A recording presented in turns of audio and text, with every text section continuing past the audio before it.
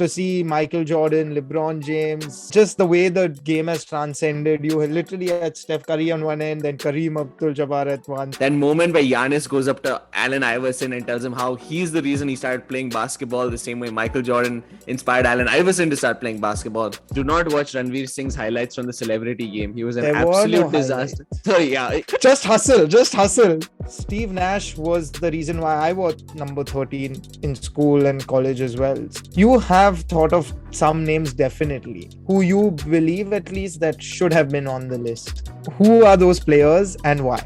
To me, I think he deserves it ahead of Anthony Davis. He was a scoring machine. He was the best matchup against Kobe Bryant. He's a phenomenal player, no doubt. But does that warrant him to be on the 75 list? I don't think so. I think he's a great player. He's a top 85. I don't think he's a top 75. So if you had to name 5 names that are not in the NBA 75, but will be in the NBA 100. Honorary shootouts. Exactly. Shootouts. I'm saying. You're in the 3-point shooting mode right now. Klay Thompson's in my head.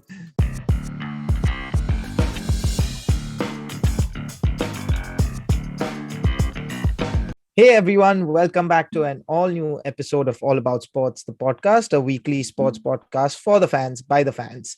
Joining me today is my co-host Rishabh Krishnan and I'm Mazhar Gadiwala. And before we get into this week's episode, just a quick reminder of what we covered last week. Last week, we discussed gender pay and basically the US women's team winning their lawsuit against the US Soccer Federation for equal pay, which honestly should have never come to that point, but well, it did, and the US women's team has rightfully deserved to get what they needed, and they managed to settle for a massive amount of $24 million. So credit where it's due to them. Now, this week, Krishnan's already mentioned this in a few of our previous episodes. When it's Krishnan and me, it's typically going to be basketball. So we're going to dive into the NBA. And for all those who tuned into the NBA All-Star game, it was quite surreal. 75 of the NBA's best players on the court. Of course, some not alive. So, but obviously in spirit were there. Kobe Bryant being obviously the marquee name in terms of that. But yeah, to see Michael Jordan, LeBron James, Giannis, all standing together from different generations in a lot of ways that you can say. And just the way the game has transcended, you literally had Steph Curry on one end, then Kareem Abdul-Jabbar at one. So it was like pretty cool. And I'm sure like it must have been an overwhelming experience for them. Funny enough, Ranveer Singh got to see all of this. But in the flesh. But anyway, coming back. So yeah. So do not watch his highlights. Do not watch Ranveer Singh's highlights from the celebrity game. He was an absolute disaster. Sorry, yeah. I think he played 1 minute. I think he played a total of 1 minute, had a foul and no baskets. Just hustle. Tripping. Who did he trip? I don't remember. But yeah, I just saw him running, sprinting up the court, wearing tights, firstly, which was odd enough. Strange look. It was a very strange look. He covered up every part of his body. He literally covered every part and his hair was long, at least shaved, bro. But maybe it was for his next movie. God knows. Anyway, so this week's episode is going to be all about the NBA 75 that was released by officially. The list was released very early on last year. Let's not forget that. But there was a lot of there was a lot of crying of fouls by one person, particularly Klay Thompson, for not being included on the list. He has a point, but we'll discuss that. We'll discuss all of that. So yeah, so Krishnan and I will be deep diving into that. So I'll start off with you, Krishnan. I've been going on for too long. Who were your favorite players on that NBA 75 list? Also, just for our viewers and listeners, we're going to be only talking about those we've seen in our generation. So practically the 2000s onwards. So Krishna, take it away. No, and it's a good point, Maz, because, the NBA did this in 19 Exactly 25 years from this. So 1997 or 1990. Yeah, I had to do the math pretty quickly. Yeah, 1997 was the last time they did it. They did an NBA 50. They've re-upped this and added 25 more players again. For us, basically, we can only talk about those 25 players because we don't really know about the guys before that.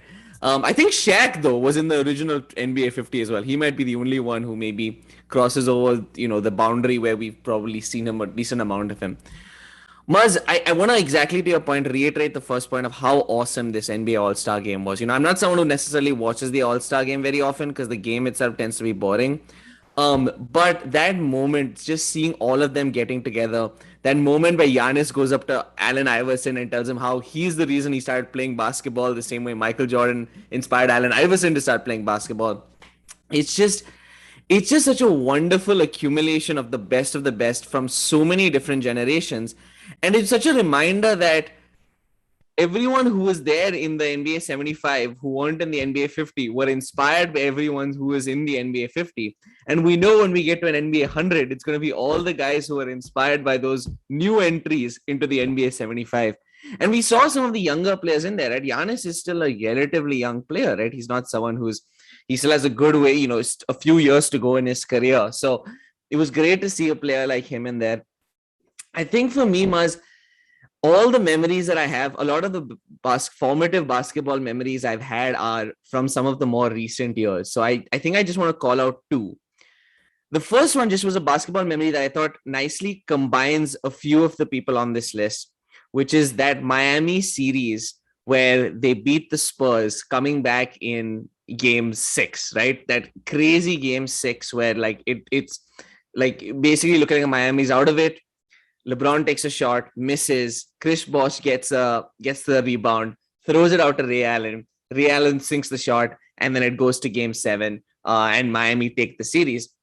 I loved that moment. Is probably the moment that I started watching and getting involved in basketball. I remember because I never really followed basketball up till then, but I remember tracking that game on my phone and thinking, "Oh, this game's over," and I didn't even watch the game live. I just saw it after and just remember feeling how awesome this is. And it was great because now that we have the NBA 75, it combines some of the big names in there. It's obviously Dwayne Wade, who's the big, he is the Miami boy. He wasn't really very involved in that play specifically, but LeBron James, who is obviously a very obvious name in the NBA 75, almost a no-brainer, might go in the NBA 5 if they ever do one. Ray Allen, who's also in there. I also loved it because it brings in Ray Allen, and I feel like so much of this season, we've talked about Steph Curry's history and Steph Curry's legacy after he beat the 3-point, after he got the record for most 3-pointers made. As a result, we've also started talking a lot about Ray Allen, who he beat. So it was another quick reminder of, what an elite shooter Ray Allen was in this game. And I didn't get to see him necessarily as much as I would have liked. I mostly saw him in Miami, which is definitely the end of his career. It was like the last 2 games. I didn't get to see his years really in Boston or before that for Seattle, if I'm not mistaken. So I missed a lot of his best moments. So I think number one is that epic Miami series, because I think that's the one that really got me into watching basketball. The number 2 moment is the moment where I just was blown away by LeBron James. I know a lot of this is LeBron James focus. The 2016 game, again, because it features more than one NBA 75 guy. The NBA Finals in 2016 with LeBron James and Steph Curry going out against each other. And it was almost, Iman Shumpert in one of his interviews talked about how when they would face the Warriors, it almost felt like they were going to determine, the winner of those series would determine how basketball would be played in the future. If the Warriors won, we'd move to this 3-point shooting dynasty where everyone just chucks up a bunch of threes, which essentially is what has happened now. And the Cavs were trying to almost fight against that in some extent. I mean, they were a decent 3-point shooting team too, but they were a lot better in the paint. And Maz, that series was just, to me, it's still my favorite basketball viewing memory. Because like I said, I didn't watch the Miami Heat game live. LeBron James led that series in points, rebounds, assists, steals, and blocks. It was just an unbelievable experience to watch him at his absolute height in that series, going 3-1 down. And that was a year also where another person in the NBA 75, Kevin Durant, and Russell Westbrook actually went out to the Warriors again after being 3-1 up in the finals of the Western Conference. So it had two 3-1s, featured basically a lot of the big names who are currently in the NBA 75. So I think those are my two favorite memories. And Steph Curry, Giannis Antetokounmpo, and LeBron James probably form my triumvirate of favorite players. So all of my favorite memories probably have one of the three of them, but probably LeBron is still slightly higher for me than those two. Maz, let me hand it off to you. I have a suspicion on one name who I think might be at the top of your mind, but I'll leave it to you. I want to leave it open to you for where you want to go with this one. Surprisingly, it's not that. That's not the first name. It's another one. It's another one. It's Steve Nash. Steve Nash was the reason why I fell in love with basketball because of Steve Nash. It was just his silky smooth moves, just the calmness that he displayed when he had the ball, the ability to pick out passes, his behind the back no look passes were just, I mean, just he would have dominated the league. Not like he didn't. I mean, back then, that's why he won MVP, beat Kobe Bryant, who many argued should have won MVP in that regular season as well. But the point is, him in today's game he would have wrecked havoc to another level. Like, he was just a classier version of Doncic, with no disrespect to Doncic. I love Doncic. He's one of my favorite players. He's going to be in that NBA 100 that you mentioned for sure, hands down. So, but yeah, like, Steve Nash was the reason why I was number 13 in school and college as well. Steve Nash was the reason why I started practicing 3-pointers, and I became a 3-point shooter because of him. I concentrated on free throws, something that many people overlook in India. I was the one guy who would practice free throws daily because of Steve Nash. I was like, I want to average 40, 50, 90. Why not? Never had a dream of playing in the NBA, to be very honest, but I played it for the love of it. But yeah, it was him that got me into the sport. And then came along this one Mamba. When I watched the Lakers play and I saw that triangular offense, because we didn't see the Bulls, right? We were too small to understand how good the Bulls were. But when I saw Shaq, Derek Fisher, and him playing that triangular offense, I was like, this is the team. These are the guys. You have to watch this guy. He was just an angry young fellow who just never gave up on anything, played incredible D. His defense was what I found striking, because I saw a lot of people scoring around that time. Melo was also like, I mean, later on I saw Melo and I was like, oh, Melo's an amazing shooter, probably as good as Kobe, but what he lacked was D. So I think those were things that, as time went by, I realized what made Brian so special.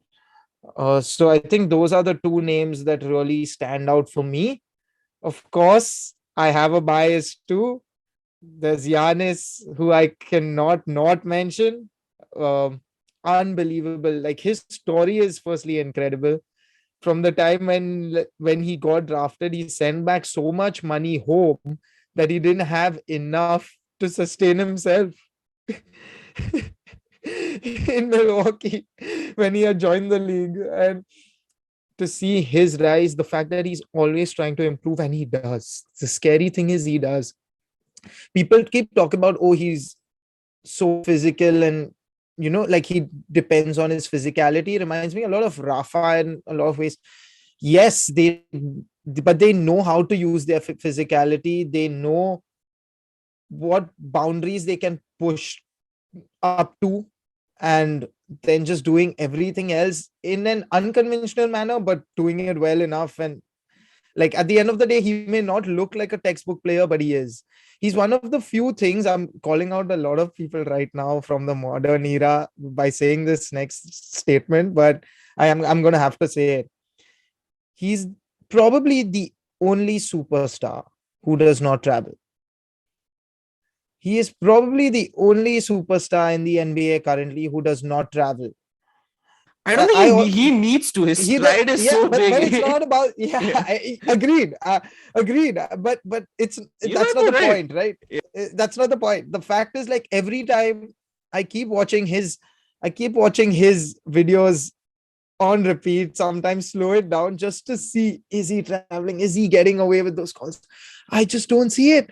I just don't see it with him. It's clean steps. He doesn't have, like, even his jump step is not a jump step. It's more like a Euro step, which is a bit like, there's a small difference, but enough for me to always judge a jump step as a travel.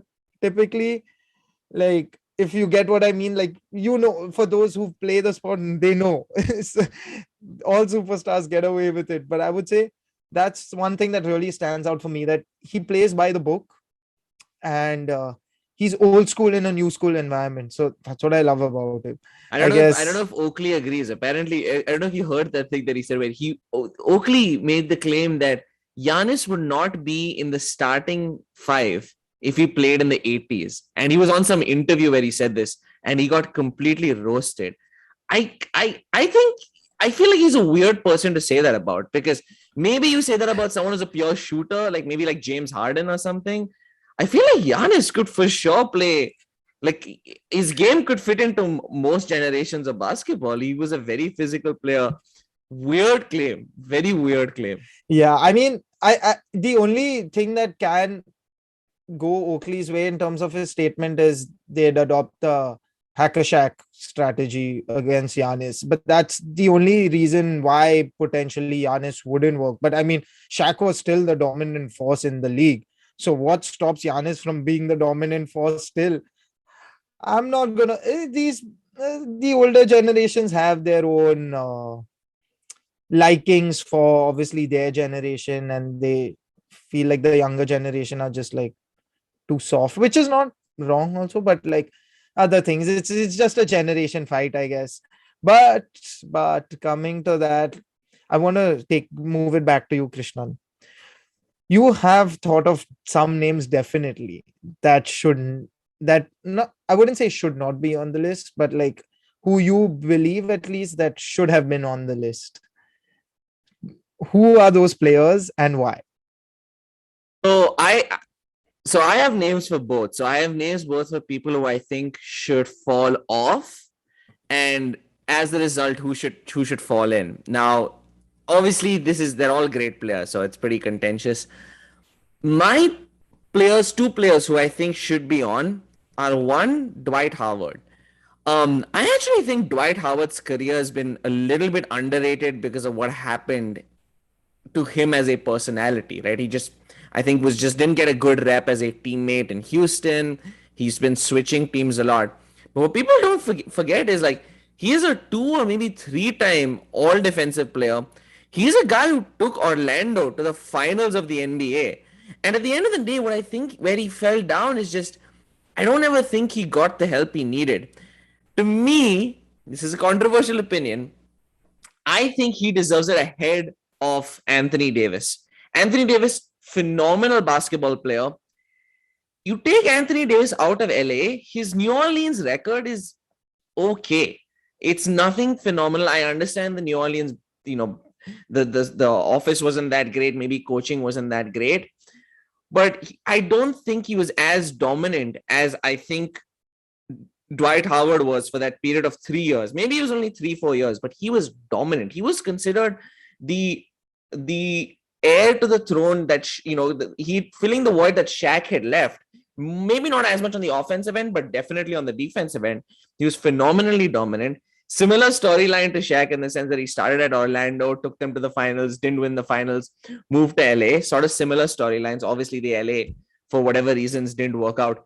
In a lot of ways, kind of similar to what's going on right now. A bunch of super old guys. Anyway, it's a different conversation for a different day. But I think he's one person who deserves to be in. The second person who I had, which I see is, this one's a little more debatable. I'm not going to lie. It got a little bit influenced by, actually, I have two people. This is a little bit influenced by, I don't know if you saw this, Bleacher Report did this highlights showdown between Allen Iverson and Tracy McGrady, where they both each showed their highlights. And Allen Iverson basically spoke about how Tracy McGrady was absolutely dominant. I think there's an argument for him to be in, maybe not for his record, but for how iconic he was to NBA, right? We all, I didn't watch basketball back then, but that comeback against the Spurs in like the last 15 or 18 seconds where he comes back and wins the game for them. He was a scoring machine. Kobe, I think, has admitted he was one of the best people to guard him. He was the best matchup against Kobe Bryant. Obviously, injuries completely did him in. He never won a championship, which is a big, obviously hit his record a lot. So I think he is. I think he should be. To me, he should have been in potentially in contention. And the last one is Hakeem Olajuwon. Oh, sorry, not Hakeem Olajuwon. Sorry, he's already in there. Dikembe Mutombo. Dikembe Mutombo, again, for who he was as an icon to basketball, right? I mean, everyone does the finger wag now. He's just such an iconic figure. Killed it for Atlanta. Those two, I think, are more debatable. For me, Dwight Howard's my 1A of people who I think should be in. Dikembe Mutombo and Tracy McGrady are probably 2. And the other person I think should come out, in my personal opinion, is Paul Pierce. I think he's a great player. He's a top 85. I don't think he's a top 75, in my opinion. Maz, who do you have? I'm not going to complain about Paul Pierce not being there. I knew you would agree. That's why he can go. He can go. But on a biased, like an unbiased opinion, Paul Pierce has to be there. There's too much that he's done for this game, for the Celtics. At the end of the day, you're talking about the marquee team in the league, one of the marquee teams of the league. So I'm just going to talk about Anthony Davis. I absolutely agree.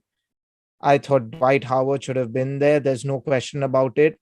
He was the most dominant force, the most dominant big man since Shaq. And I mean, 3-time defensive player of the year is consecutively, right? It's no joke. To take Orlando to the NBA finals, unbelievable. Like, I think he doesn't get enough credit. I think Anthony Davis has been included, Krishnan, simply because of the fact that he won the championship with the Lakers, particularly the Lakers, because it's Hollywood, it's LA. It's one of those. I think it's more like the situation that he found himself in that got him on that list. But I definitely agree. I would put Dwight in there instead of Anthony Davis. So that's one I agree with. Tracy McGrady, I love that shout out because, man, what a player. Definitely one of those other players I used to love watching with Houston. Him and Yao Ming together were quite the dynamic duo. Sadly, both had injury trouble. So didn't get to see enough of them. Another question mark for me was Damien Lillard. And I know that's saying a lot, but you brought up that point. You said that I understand why McGrady's left out because of his record, didn't win a ring. I don't see Lillard being so different. I don't think Lillard has done same anything. Argument pretty much, yeah. I don't feel like Dame has done, like, loyalty. Yes, that's what probably stands out about Dame, but more so for me, like, he didn't do anything to change the game because what he was doing is being done by many people in his generation. He's a phenomenal player, no doubt, but does that warrant him to be on the 75 list? I don't think so, because of the names you consider that were left out. According to me, Klay Thompson then deserves to be on that. Klay Thompson is a multiple time champion, was a part of that dominant team that had the record for the best NBA team at the end of the day in terms of win-loss record for the regular season. Definitely arguably, again, top 3, top 4 shooter ever to play the game. So I guess I understand his frustration because I feel like even when he must have seen this list, he must have been like, why is Lillard there? I personally would say he must have questioned that. See, you can't question people like Russ, triple-double merchant. Of course, one of the most entertaining players to watch, as much as our frustrations and but like the other names, see, like, it just didn't make sense to me that Lillard was there, and just because Klay was left out.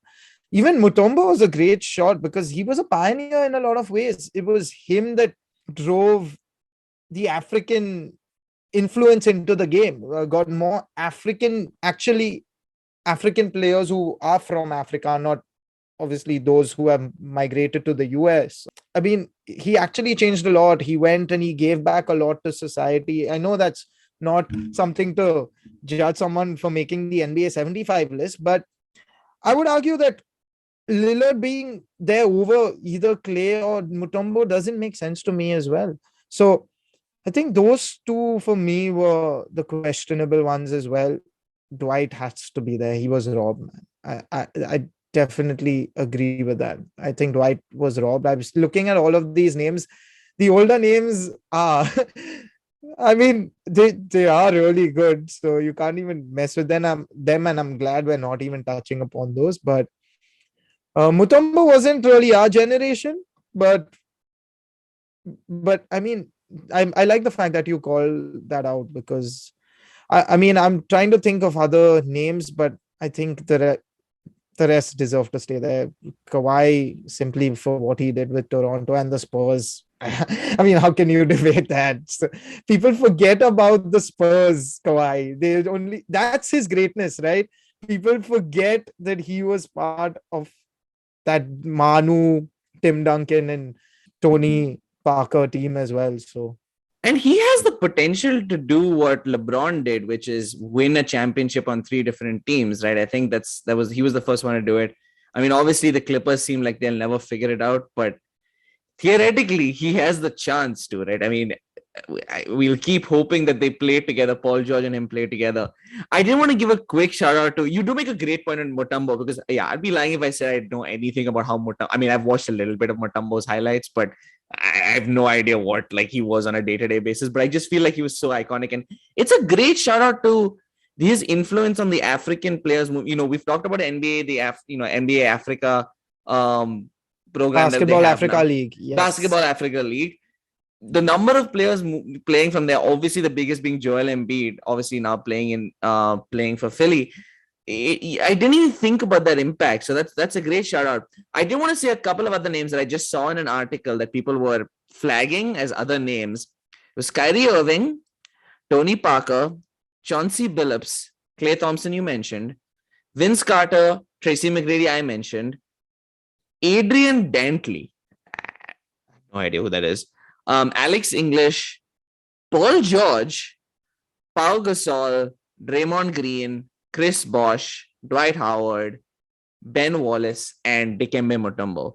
So there were a few names on that list that I thought were pretty interesting. But I think the names that I found most interesting were definitely the ones you called out. And I really like your shout out to Dame Lillard because I feel like it's the exact same argument. Like I feel like he's in there because of those 2 game winners. That, you know, he shoots that crazy 3 against OKC. He shoots the crazy 3 against Houston. But as a career, it's not really evolved to be like a NBA 75 career. And, you know, we're never going to take people out. So he's in for life. Krishna, I forgot about that. Pau Gasol. His time before the Lakers as well. He was a dominant force. Yeah, that's crazy. I mean, if you're talking about adding an LA big man, from the modern generation, it should be Pau Gasol. It shouldn't be Anthony Davis then. I would do that actually. Yeah, I would agree with definitely that. According to me, it should still be Dwight, period. Dwight also won the NBA championship with the Lakers at the end of the day, was instrumental in their success too. So, I mean, I don't see any grounds for Dwight not being included. And over that, Pau Gasol especially, oh God, I can't believe I missed that one. But that's why, like, it's hard to come down to a 75 list. So there will be names which will go. And like, I really can't argue the other names, but Lillard and Davis just really are like red flags for me on that list. Maz, I know we're pretty much almost at time, but I wanted to quickly ask you if you had to name 5 names that are not in the NBA 75, but will be in the NBA 100, what are 5 names that you can give me? And I'll try and name 5 different people. So, Krishna, are we going to count Klay then? Because he's definitely going to be in the 100. I would agree with that. I would agree. Yeah, I think you can count. Yeah, I think you can count whoever. Yeah. Or are you asking me for new names who we haven't debated? I think you can put in our current names because I think in this NBA 75, I'm just trying to check the names. There were some people who technically could have been eligible. Honorary shootouts. Exactly. Shout out, sorry, shootouts. I'm saying. What is that? You're in the 3-point shooting mode right now. Klay Thompson's in my head. I'm trying to look because I'm trying to see like all the people who were added, the last 25 who were added, were any of them like, did they play? Yeah, because Reggie Miller, he played 10 years in the NBA at the point where they could have been selected. Same with Gary Payton. Yeah, so I would allow that. Yes, the court has decided that is allowed. You can bring in players who are currently like, even though they're like past 25, you can bring that in. Okay, so Luka Doncic, Nikola Jokic, Klay Thompson. I would love to see Ja Morant making it. I would love to see him continuously going at the rate he is. But realistically, Luka's going to be there. Jokic 100%. He's already booked it. Klay has booked it.